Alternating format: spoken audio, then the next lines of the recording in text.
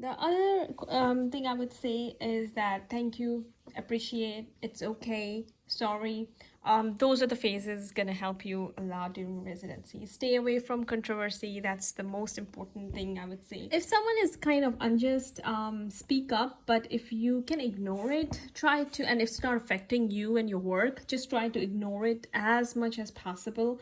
Don't mess around, or don't be unfriendly with nurses. Respect them because they are your best friends, honestly.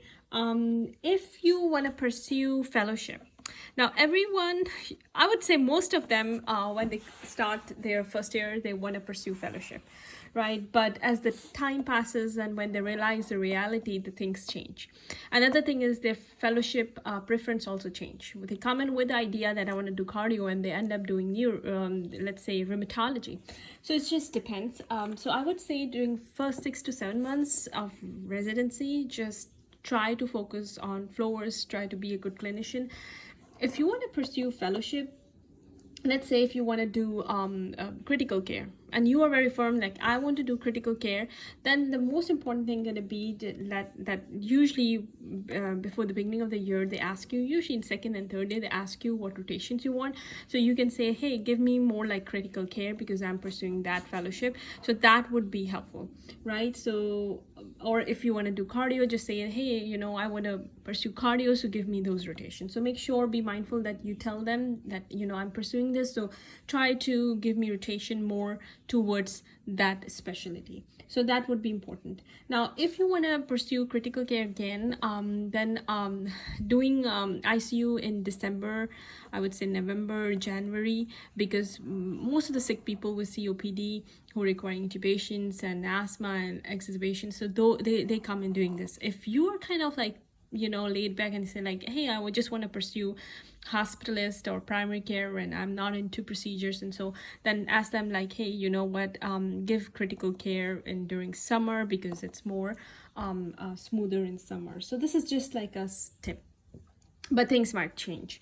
And then I would say usually, as I mentioned, that they ask you before starting your fresh air about which month you want like more I would say busier, which one you want like more easier. So if you are kind of planning to get your step 3 done during that month, just make sure you tell them, hey, I'm doing my step 3, just make sure I get like more I would say less challenging rotation. So that would be nice because you will make the most of your time studying for step 3. So that's important. If you are more into procedures, then I would say ask them, usually in third year, end of second year, third year, ask them for interventional radiology or anesthesia rotations, maybe 2 weeks here, 2 weeks here. I did that for procedures, paracentesis, thoracentesis, and those procedures here, and intubation central lines. You get those procedures in these 2 rotations.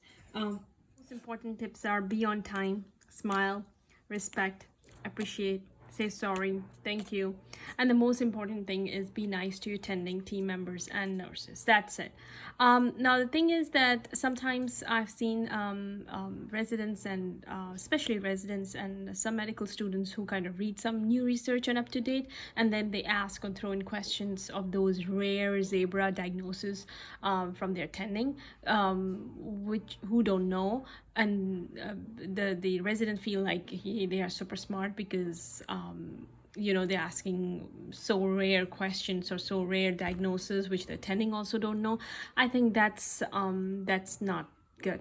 Okay, if you know some rare diagnosis or you're thinking of some metabolic disorder in such patients, then you can just say, hey, I was thinking of this, what are your thoughts on this, maybe I'm wrong, like that, right? So I'm not saying that don't share your knowledge, but to share in a very respectable way. So those are important things. And I would say, as I mentioned, that you usually pre-round, and then you round with attending, and then you post round you follow up with the orders. So that's important. because and then after, when you put in the orders, follow up with those orders. Let's say, for example, if thinking of patient with a PE and you put in a CTA, and your job is not just to put in CTA, your job is also to follow up throughout the day, till 5 6 whatever your time is for, you know, off duty. Just follow up with that order. So that's important. And update your, you know, resident, or, you know, your attending if there is something critical. So those are common tips. So now this is a big picture about some tips which I learned during residency. And if you have any questions, let me know. I'll be more than happy to answer. Please yeah, subscribe, share, like, comment, and also do watch my life in residency video and USMLE video. Again, I'll be more than happy to help you. Thank you.